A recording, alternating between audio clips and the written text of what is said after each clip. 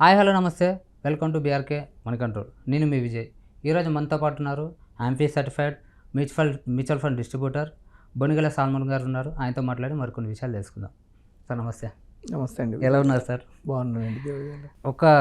ఇప్పట్లో ఒక సామాన్య వ్యక్తి అంటే నార్మల్ పర్సన్, ఒక కామన్ పర్సన్ ఒకవేళ స్టాక్లో ఇన్వెస్ట్ చేయాలంటే ఎలాంటి దాంట్లో ఇన్వెస్ట్ చేయాలి?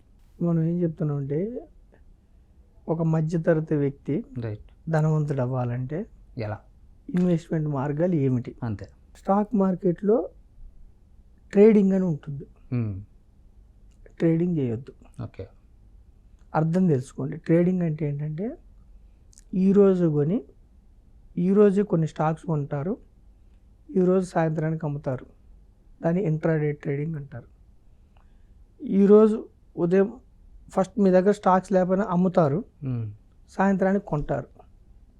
దాన్ని కూడా ఇంట్రాడే ట్రేడింగ్ అంటారు. దీన్ని అవాయిడ్ చేయండి. ఓకే. ఇంట్రాడే ట్రేడింగ్లో నాకు డబ్బు పోయిందంటే మీకు వస్తుంది, మీకు పోయిందంటే నాకు వస్తుంది. అంటే ప్యాకెట్ లానే ఒకరికి పోతుంది, ఒకరికి వస్తుంది. పెరుగుతుందా తగ్గుతుందా అని బెట్టింగ్ వేస్తాం మనం. అవును. నాది కరెక్ట్ అయిందంటే మీకు పోతుంది, మీది కరెక్ట్ అయిందని నాకు పోతుంది. 50% లూజర్స్ ఉంటారు, 50% గెయినర్స్ ఉంటారు. ఓకే. సో దీనికి ఒక ఇదేం ఉండదు, ఒక హేతుబద్ధత ఏమి ఉండదు. ఓకే. తర్వాత ట్రేడింగ్లో ఫ్యూచర్ అండ్ ఆప్షన్స్ అని ఉంటుంది. విజయ్ గారు, భవిష్యత్తు ఈ నెలలో ఇండెక్స్ నిఫ్టీ ఏమవుతుంది, బ్యాంక్ ఇండెక్స్ ఏమవుతుంది, సెన్సెక్స్ ఏమవుతుంది, అంటే స్టాక్ ఏమవుతుంది, పెరుగుతుందా తగ్గుతుందా, అది కాంట్రాక్ట్ అనమాట. అది డెరివేటివ్స్ అంటారు. ఓకే. అది 1 month ఉంటుంది, 2 months ఉంటుంది, 3 months ఉంటుంది. ఇది కూడా ఏమిటంటే మనకి స్టాక్స్ ఇవ్వరు, వీటిలో కాంట్రాక్ట్. ఓకే. అగ్రిమెంట్ లాగా. ఇప్పుడు ఒక చోట బిల్డింగ్ కడుతున్నారు, మీరు అగ్రిమెంట్ చేసుకుంటారు.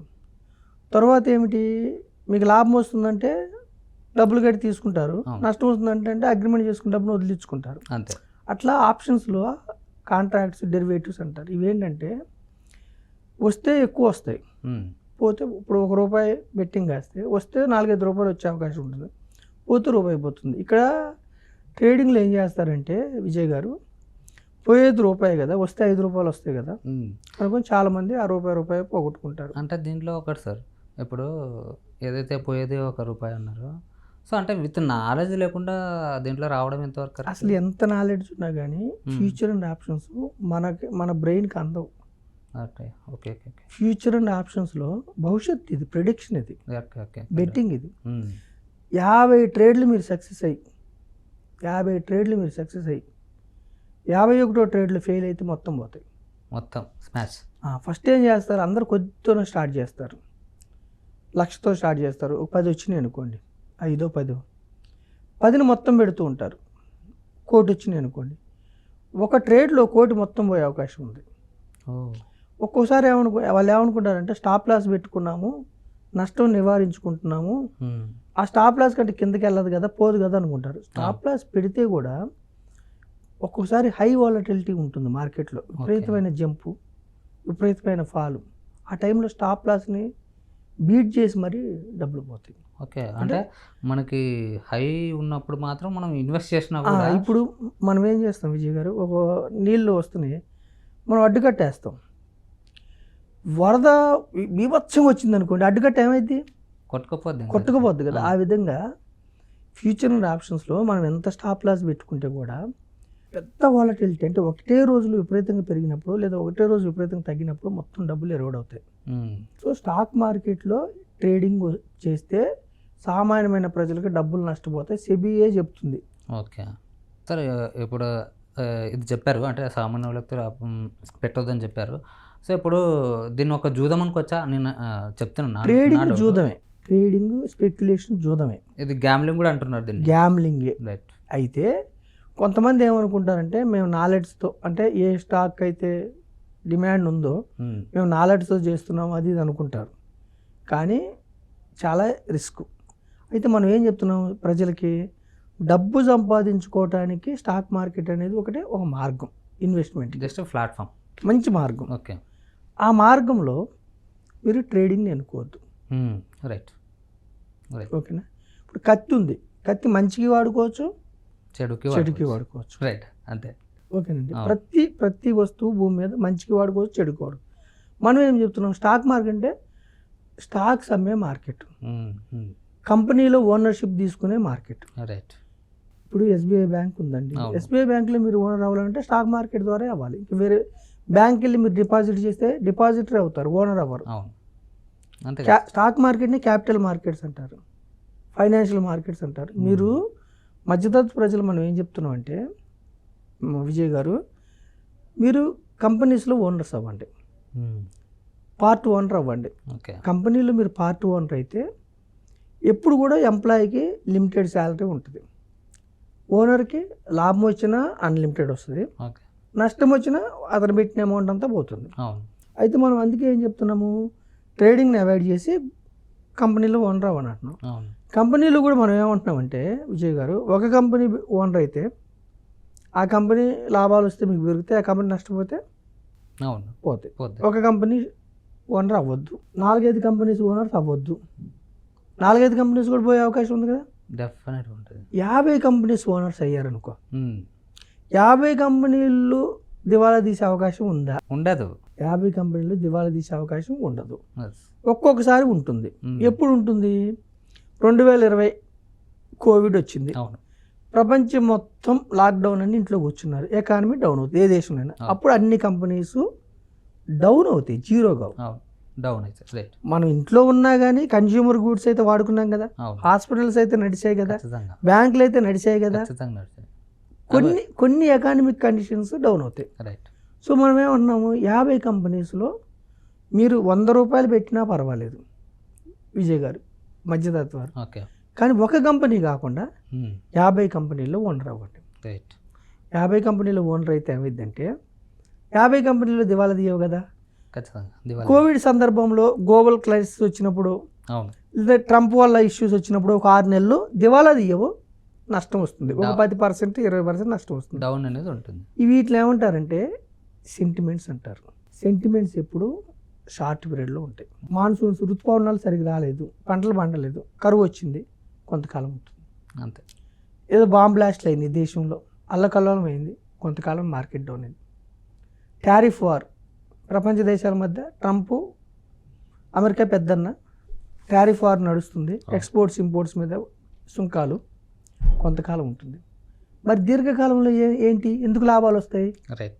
ఎందుకు వస్తాయి అంటే, ఏ కంపెనీ షేర్ అయినా డిమాండ్ అండ్ సప్లై, ఆ కంపెనీకి లాభాలు వస్తే ప్రజలు ఆ కంపెనీ షేర్ కొనడానికి ఇష్టపడతారు. ఓకే. అంటే వీళ్ళు లైక్ చాలామంది ఇన్వెస్ట్ చేస్తూ ఉంటారు. అంటే లైక్ నేను ఒక 100 రూపాయలు మీరు చెప్పినట్టు 100తో ఇన్వెస్ట్ చేస్తారా, ఒకటే కొంటాను షేరు, లేదంటే 2 షేర్లు కొంటాను చాలు అంటుంటారు చాలామంది. అంటే అది తెలియక కొనడమేనా, లేకపోతే తెలిసి? మన ఎపిసోడ్ ద్వారా ఏమిస్తున్నారంటే విజయ్ గారు, ఒక షేరు 2 షేర్లు కొనుక్కుంటే మీకు నష్టాలు వచ్చే అవకాశాలు ఉన్నాయి. రైట్. చాలా కంపెనీస్ పెరగకుండా ఉండి నష్టాలు వచ్చిన షేర్లు కూడా ఉన్నాయి, మనం అవాయిడ్ చేపిస్తున్నాం. రైట్. గ్రూప్ ఆఫ్ కంపెనీస్ని అంటే 50 companies, index, passive funds, active funds, diversified equity mutual funds. Diversified అంటే ఏంటి, మళ్ళీ 50 కంపెనీలు కూడా ఒకే రంగం, ఇప్పుడు ఒకే బ్యాంకింగ్ రంగంలోనే పెట్టట్లా మనం. Banking, pharma, FMCG, metals, infra, 50 ఇప్పుడు 15 రంగాల్లో పెట్టిస్తున్నాం. మీడియా, టెక్స్టైల్స్, ఇప్పుడు అన్ని రంగాలు దెబ్బతినవు కదా. అందుకని మనం ఏం చెప్తున్నాం అంటే, ఆ మధ్యతరగతి ప్రజలకి మీరు ధనవంతులు కావాలంటే సేవింగ్స్లో వద్దు, బ్యాంక్ సేవింగ్స్లో వద్దు, ఏం రాదు, ట్రేడింగ్ వద్దు, ఇన్వెస్ట్మెంట్ చేయండి. ఇన్వెస్ట్మెంట్ ఎక్కడ చేయమంటున్నాం, గ్రూప్ ఆఫ్ కంపెనీస్లో ఓనర్స్ అవ్వండి. 1-2 కంపెనీస్లో మీరు ఓనర్స్ అయితే డబ్బులు పోయే అవకాశాలు ఉన్నాయి. సో 50 కంపెనీస్లో ఓనర్, 50 కంపెనీలో ఓనర్స్ ఎలా కావాలి, ఇండెక్స్ ఫండ్స్ ఉన్నాయి భారతదేశంలో, diversified equity mutual funds, equity అంటే స్టాక్స్, కంపెనీస్లో ఓనర్స్, మ్యూచువల్ ఫండ్స్ ఉన్నాయి, ప్యాసివ్ మ్యూచువల్ ఫండ్స్ ఉన్నాయి, ఈటీఎఫ్స్ ఉన్నాయి. మరి ఎలా చేయాలి, అలాంటి డిస్ట్రిబ్యూటర్స్ కాల్ చేయండి తప్పకుండా, లేదంటే మీరు నాలెడ్జ్ ఎలా చేయాలో గూగుల్లో చూసుకొని చేయండి. ఓకేనా ఓకేనా విజయ్ గారు? ఇది కాకుండా మనం ఏం చెప్తున్నాము, లాంగ్ టర్మ్ ఉండాలి. ఇప్పుడు 50 కంపెనీస్లో మీరు ఇన్వెస్ట్ చేస్తే కూడా మీకు రిస్క్ లేదంటే రిస్క్ ఉంటుంది. ఇప్పుడు కూడా 1 year, 2 years, 3 years సెంటిమెంట్ వల్ల డౌన్ అవుతాయి. దీర్ఘకాలం ఉంటే దీర్ఘకాలం ఉంటే పెరుగుతాయి. ఎందుకు ఏమైనా ప్రూఫ్ ఉందా? రైట్. సెన్సెక్స్ 100 దగ్గర స్టార్ట్ అయింది 79లో, ఈరోజు 80,000. ఓ ఎన్ని ఒడిదుడుకులున్నా తగ్గట్లే. ఎన్ని ఒడిదుడుకులున్నా ఇండెక్స్లు అనేవి, స్టాక్ మార్కెట్ ఇండెక్స్లు అనేవి ఎకానమీకి మిర్రర్. రైట్. మన ఎకానమీ బాగుంటే పెరుగుతున్నా మార్కెట్స్ పెరుగుతాయి. జీడిపి, ఇప్పుడు కంపెనీస్ ఏం చేస్తాయి? వస్తువులు ప్రొడ్యూస్ చేస్తాయి, ఖచ్చితంగా. అది నథింగ్ బట్ జీడిపి. ఆ వస్తువులు ఎవరు కన్జ్యూమ్ చేస్తారు? మనం కన్జ్యూమ్ చేస్తాం, నథింగ్ బట్ జీడిపి. అంతే. కంపెనీస్ ఎవరికి ఉద్యోగాలు ఇస్తాయి? మనకు ఉద్యోగాలు ఇస్తాయి, మన జీతాలు పెరుగుతాయి, మనం కన్జ్యూమ్ చేస్తాం. జీడిపి పెరిగితే మార్కెట్స్ పెరుగుతాయి. Inter relation. మన దేశంలో అడ్వాంటేజ్ ఏంటంటే population 140 crores, 5th largest economy in the world మనది. ఇప్పుడు 3 to 4 yearsలో 3rd లార్జెస్ట్ ఎకానమీ అవ్వబోతుంది. ఒక 30 yearsలో ఫస్ట్ అమెరికా జీడిపిలో టాప్, సెకండ్ చైనా. ఒక 30-40 yearsలో మనం అమెరికా చైనాకి సమంగా. ఓకే. ఈ 25-30 yearsలో మీలాంటి యూత్ గ్రూప్ ఆఫ్ కంపెనీస్లో ఓనర్షిప్ తీసుకుంటే ధనవంతులు అవడానికి మిక్కిలి అవకాశం ఉంటుంది. ఇక్కడ కూడా షార్ట్ పీరియడ్లో తీసుకుంటుంది. దీర్ఘకాలం ఉంటే ఏమైందంటే ఎన్ని ఒడిదుడుకులున్నా సెన్సెక్స్ కానీ నిఫ్టీ కానీ అరౌండ్ 12%, 13-14% ఇచ్చింది చరిత్ర. ఓకే. భవిష్యత్తులో కూడా ఇస్తుందంటే మనం ప్రెడిక్ట్ చేయకూడదు లీగల్గా, కానీ ఎప్పుడు కూడా సెన్సెక్స్ అనేది ఎకానమీకి మిర్రర్ కాబట్టి ఎప్పుడు కూడా మార్కెట్స్ ఏ దేశంలో అయినా ఆ దేశం ఎకనామిక్ సిచ్యువేషన్స్ బాగుంటే మార్కెట్స్ ముందుకెళ్తాయి. ఆ దేశం దెబ్బతింటే ఇన్ఫ్లేషన్ వల్ల ఇంకొకటో ఎంప్లాయ్మెంటో ఇంకొకటి ఎకానమీ దెబ్బతింటే అప్పుడు డౌన్ అది. మన దేశానికి అన్ని అనుకూలమైన వనరులు ఉన్నాయి. సో మధ్యతరగతి ప్రజలు మనం ఏం చెప్తున్నామంటే గ్రూప్ ఆఫ్ కంపెనీస్లో ఓనర్స్ అయ్యి మీరు, పార్ట్ ఓనర్స్ అయ్యి మీరు ధనం సమకూర్చుకొని హ్యాపీగా జీవించమని, నెక్స్ట్ 20 years, 15 years, 10 years హ్యాపీగా జీవించమని ఈ ఎపిసోడ్ ద్వారా నేను ప్రజలకు తెలియజేస్తున్నాను. సార్ ఇంకొకటి సార్ ఇక్కడ ఏంటంటే అంటే దీంట్లో లాంగ్ టైమ్ ఆప్షన్ ఎంచుకోవడం మంచిదా? ఎప్పుడు కూడా అండి ఈక్విటీ మ్యూచువల్ ఫండ్లో లాంగ్ టర్మ్ ఉండాలి. ఓకే. లాంగ్ టర్మే ఉండాలి. ఎందుకంటే ఒక 1 yearకి ఆ కంపెనీ దెబ్బతినొచ్చు. ఎప్పుడు కూడా లాంగ్ టర్మ్ ఉంటే ఈక్విటీస్లో ఈ సెంటిమెంట్స్ వల్ల స్టాక్స్ డౌన్ అయినా దీర్ఘకాలంలో పెరుగుతాయి. దీర్ఘకాలంలో ఎందుకు పెరుగుతాయి అంటే నెట్ ప్రాఫిట్స్ బాగుంటాయి. ప్రాఫిట్స్ బాగుంటే షేర్స్ పెరుగుతాయి. ఇప్పుడు మనం ఇక్కడ మార్కెట్ అనేది ఇప్పుడు 4,000 కంపెనీస్ ఉంది BSEలో, బాంబే స్టాక్ ఎక్స్చేంజ్లో. ఏ కంపెనీ స్టాక్ పడితే ఆ కంపెనీ స్టాక్ కొనుక్కొని నాకు పెరగలేదు కనదు. మనం ఇక్కడ చెప్పేది ఏంటంటే top most companies, top most 100, top most 200, top most 500, Nifty 500 అంటారు. అంటే మన దేశంలో ఉన్న మార్కెట్ క్యాపిటలైజేషన్లో నిఫ్టీ 500 యొక్క క్యాపిటలైజేషన్ 92%. టాప్ కంపెనీస్లో కొనుక్కోవాలి మీరు ఎప్పుడైనా. రైట్. ఏదో చెత్త కంపెనీలు కొనుక్కొని నా జీరో అయిపోయింది కదా అని మన ఎపిసోడ్ ద్వారా ప్రభావితం అవ్వద్దు. రైట్. ఎప్పుడు కూడా అందుకని మనం ఏం చెప్పాం, ఒక కంపెనీ అంటలా stock index bunch of diversified thali. ఇప్పుడు మన సౌత్ ఇండియన్ థాలీలో సాంబార్, చట్నీ, పెరుగు అన్నీ ఎలా ఉంటాయో డైవర్సిఫైడ్ అన్నీ 50 కంపెనీస్లో పెట్టుకుంటే మీరేమైందంటే ఒక కంపెనీ దెబ్బతిన్నా 49 కంపెనీలు లాక్కొస్తాయి, 5 కంపెనీలు దెబ్బతిన్నా 45 కంపెనీలు లాక్కొస్తాయి. సో మీరు గ్రూప్ ఆఫ్ కంపెనీస్లో ఓనర్షిప్ అయితే పేదవారు, మధ్యతరగతి వారు ధనవంతులు అవడానికి అవకాశం ఉంది. కాబట్టి రిస్క్ని అర్థం చేసుకొని జాగ్రత్తగా ముందుకెళ్ళమని నేను మీ ద్వారా తెలియజేస్తున్నాను. Thank you so much sir. అంటే చాలామందికి ఏంటంటే తెలియదు, అంటే ఎందులో ఇన్వెస్ట్ చేయాలి ఏంటి, ఎంత ఇన్వెస్ట్ చేయాలి ఏంటి, అంటే ఇన్వెస్ట్ చేస్తే లాభాలు ఉంటాయా, ఒకవేళ ఇన్వెస్ట్ చేస్తే దేంట్లో ఇన్వెస్ట్ చేయాలి, ఇవన్నీ చాలామందికి తెలియదు. ఐ మీన్ ఇప్పుడు ఎవరైతే కొత్తగా రావాలనుకున్నారో, స్టాక్ మార్కెట్లోకి రావాలనుకున్నారో వాళ్ళకు ఇది ఒక ఇన్స్పిరేషన్ వీడియో లాగా అంటే లైక్ ఒక మన సజెషన్ లాగా ఈ వీడియో వెళ్తుంది.